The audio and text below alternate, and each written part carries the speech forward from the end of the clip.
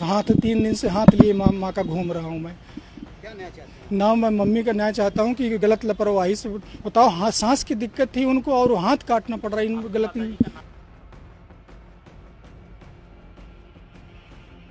कानपुर की एक खबर पूरे देश में चर्चा का विषय बनी हुई है कि क्या सेना वर्सेस पुलिस वाली स्थिति रही। क्या सिस्टम से जब एक जवान थक गया तो आईटीबीपी की फौज को उतरना पड़ा सड़क पर। सवाल यहां पर कमांडेंट गौरव प्रसाद को लेकर भी है कि किस तरह से वो अपने करीब 50 जवानों के साथ कानपुर पुलिस कमिश्नर के दफ्तर पहुंचते हैं। सवाल ये भी उठता है कि क्या अनुशासनहीनता नहीं है। कुछ लोग कहते कि दरअसल सिस्टम ही इतना लचर है कि एक जवान के लिए फौज को उतरना पड़ता है। कुछ लोग कहते हैं कि दरअसल ये बहुत बड़ी विडंबना है, यहाँ पर सेना वर्सेस पुलिस की स्थिति बन रही है। इन सब के बीच में कमांडेंट गौरव प्रसाद ट्रेंड करने लगते हैं।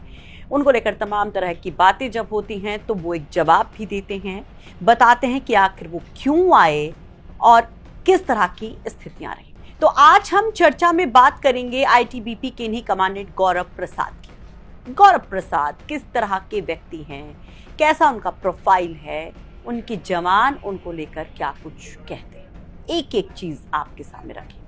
साथ ही साथ दो और कैरेक्टर, जिसमें एक जवान जो अपनी मां को लेकर के बहुत ज्यादा परेशान होता है, कितने दिन तक वो पुलिस के चक्कर लगाता है लेकिन उसको इंसाफ नहीं मिल पाता है, तो उसके लिए ये सब कुछ होता है। वो कौन है?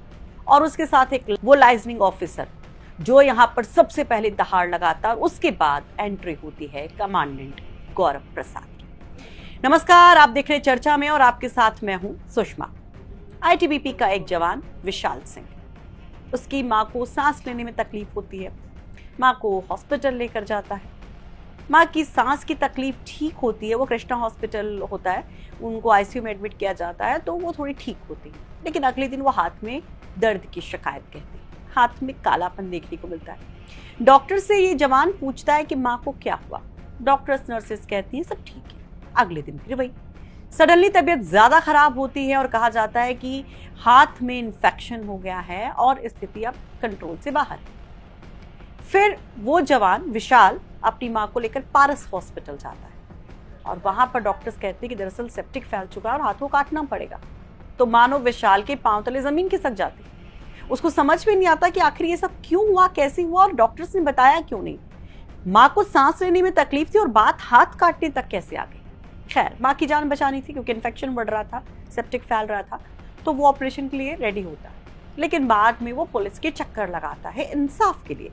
अपनी माँ का कटा हुआ हाथ लेकर भी पहुंचता है, ये तक नौबत आ जाती क्योंकि वो तमाम चौकी और थाने के चक्कर लगा चुका था। अब उसके पास विवशता ये थी कि वो अपनी माँ को इंसाफ दिलाने के लिए सीधे पुलिस कमिश्नर के पास आए। वहां पर भी पहुंचता है वो, लेकिन फिर वही बात, आश्वासन दिया जाता है और उसको लौटा दिया जाता है। करीब हफ्ते भर वो जवान ऐसे ही भटकता रहता है। वो जवान जो सीमा पर हमारी सुरक्षा के लिए रहता है, जिसको सलामी दी जाती है, वो जवान जब रोते हुए मीडिया के सामने अपनी बेबसी को बयां करता है तो मानो अधिकारी भी हिल जाते हैं। पुलिस के नहीं, खुद सेना के, उस आईटीबीपी की फौज के अधिकारी। और तब ये ठानते हैं कि अपनी जवान को इंसाफ दिला कर रहेंगे।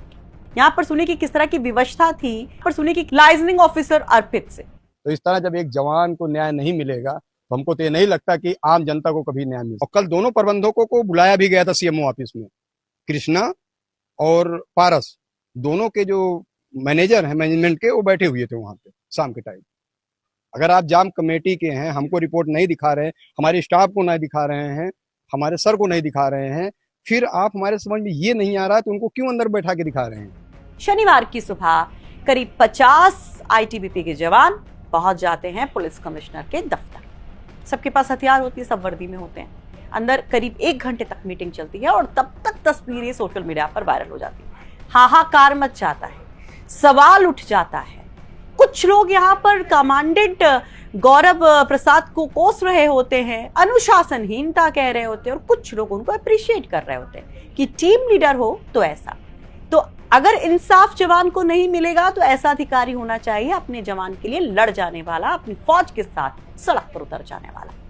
गौरव प्रसाद तमाम तरह के कमेंट्स को देख रहे होते हैं, फिर वो मीडिया के सामने आते हैं, अपना एक बयान देते हैं और बताते हैं कि जो कहा जा रहा था कि दरअसल आईटीबीपी के जवानों ने पुलिस को घेर लिया, हाईजैक कर लिया, कब्जा कर लिया, वो गलत है, वो भ्रामक है, र्यूमर्स है।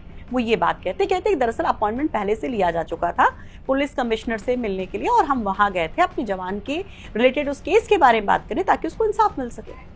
जो हमारे अभी आप सबको पता होगा जो जवान की माता का हाथ कट गया है, उसी रिलेशन में मैंने कल जो है सर से अपॉइंटमेंट लिया था। मैं कमिश्नर सर से मिलने के लिए आया था और आज मैं और मेरे अधिकारी और जवान आए थे यहाँ पे। मैं अंदर सर के पास बैठा हुआ था, बाहर जवान खड़े थे, तो शायद मीडिया ने थोड़ा इसको गलत लेवल पे गलत रूप से ले लिया है। हमने कोई ऐसा घेरने वेरने या कुछ ऐसी कोई कार्रवाई नहीं हुई है। कमिश्नर सर की तरफ से पूरा सपोर्ट है हमें और जो भी जांच रिपोर्ट इस मामले में आएगी तो न्याय होगा। सर के ऊपर हमें पूरा भरोसा है। बस इतना ही कहना चाहता हूँ। धन्यवाद। गौरव प्रसाद ये जरूर कहते हैं कि तब सवाल उठता है कि अगर वो सिर्फ अपॉइंटमेंट लेकर मिलने की बात थी तो फिर इतनी फौज लेकर क्यों पहुंचे थे कमांडेंट, ये सवाल था। खैर, लेकिन जो दूसरा पक्ष है गौरव प्रसाद का, जो तारीफ जिसकी की जा रही है कि अपनी जवान को इंसाफ दिलाने के लिए वो सड़क पर उतरे, उसके पीछे एक और वजह है जो खुद जो लाइजनिंग ऑफिसर थे अर्पित, उन्होंने बताया था कि उनकी 2 और जवानों के साथ इस तरह की सिचुएशन आ चुकी थी, ये तीसरा जवान था। अब जब विवशता ये है कि आपको रिपोर्ट तक नहीं बताई जा रही कि रिपोर्ट में क्या है, आपको उसको भी क्लियर नहीं किया जा रहा है, आपसे छुपाया जा रहा, वही जो डॉक्टर आरोपी बताए जा रहे, जो हॉस्पिटल आरोपी बताया जा रहा है, उनके डॉक्टर्स की मीटिंग सीएमओ के साथ हो रही है, उनको रिपोर्ट दिखाई जा रही, तो आपके पास क्या बचा? सिस्टम पर एतबार नहीं। इस बयान से आप ये समझ सकते हैं। तो अब आखिरी जरिया ये था। लेकिन जब हम गौरव प्रसाद की बात करते तो पहली दफा नहीं है गौरव प्रसाद जब अपने जवान के लिए इस तरह से भिड़े हो, पहले भी वो भिड़ते रहे हैं। उनको एक बहुत साफ सुथरी, बहुत अच्छी छवि वाला कमांडेंट अधिकारी माना जाता है जो अपने मातहतों का हमेशा ख्याल रखता है। कानपुर में भी पोस्टिंग है उनकी, लेकिन उसके पहले जब वो लखनऊ में पोस्टेड थे तब का एक किस्सा बहुत अब लोगों की जुबान पर है। उनके जवानों से जब हमने बात की, हमारे सहयोगी सिमर ने बात की, तो बताया कि जब लखनऊ में वो पोस्टेड थे उस समय एक जवान की बहन की शादी थी, घर में पैसे की क्राइसिस थी, तो गौरव प्रसाद ने बतौर सीनियर या यूं कहें बड़े भाई ये भरोसा दिलाया कि बहन की शादी में कोई कमी नहीं आएगी। वो वहां पर फाइनेंशियली उस जवान की मदद करते ना। तो अपने जवान की बहन की शादी में जिस तरह से उनका रोल रहा उसकी काफी तारीफ भी होती है लखनऊ से लेकर कानपुर तक। लेकिन अगर गौरव प्रसाद के बारे में और जानकारी आपको दें तो जहां एक तरफ वो सहृदयी माने जाते हैं, अपने जवानों के लिए लड़ने वाले, भिड़ने वाले, हर चीज कर जाने वाले कमांडेंट माने जाते हैं, तो वहीं काफी डिसिप्लिन भी माने जाते हैं, अनुशासन प्रिय माने जाते हैं। आजमगढ़ के मूलतः रहने वाले हैं। पहले कानपुर में पोस्टिंग है, पहले जैसा कि आपको बताया लखनऊ में पोस्टिंग थी और उनको जो है इस समय 32वीं बटालियन की जिम्मेदारी मिली हुई है कानपुर में और आईटीबीपी के भीतर उन्हें अनुशासित और सख्त अधिकारी माना जाता है। और हाल ही में 32वीं बटालियन के स्थापना दिवस कार्यक्रम में उन्होंने जो कुछ कहा था उसकी काफी ज्यादा चर्चा रही। अच्छा, ये तो रही गौरव प्रसाद की बात, लेकिन जो दूसरे अधिकारी हैं लाइजनिंग ऑफिसर जो हैं अर्पित सिंह, उनके बारे में भी बताते हैं कि अर्पित के प्रोफाइल की अगर बात करें तो वो भी उत्तर प्रदेश से हैं, लखनऊ से हैं और वो काफी ज्यादा इस केस में आगे बढ़ चढ़कर पहले अपने जवान के साथ खड़े नजर आते हैं और उसके बाद जब उनसे वो चीजें हैंडल नहीं होती तो फिर गौरव प्रसाद उतरते हैं। अगर हम बात विकास सिंह की करें जिनके ऊपर ये दुख का पहाड़ टूटा है, तो विकास सिंह मूलतः फतेहपुर के रहने वाले हैं। महाराजपुर में आईटीबीपी में वो तैनात हैं बतौर सिपाही। तो ये तो रही इन तमाम अधिकारियों की बात, लेकिन आप इसमें क्या कहना चाहेंगे? क्योंकि गौरव प्रसाद को लोग हीरो भी कह रहे हैं, जो अपनों के लिए लड़ने भिड़ने वाले हैं, सिस्टम को इधर से उधर करने वाले हैं, सड़क पर उतरने वाले हैं।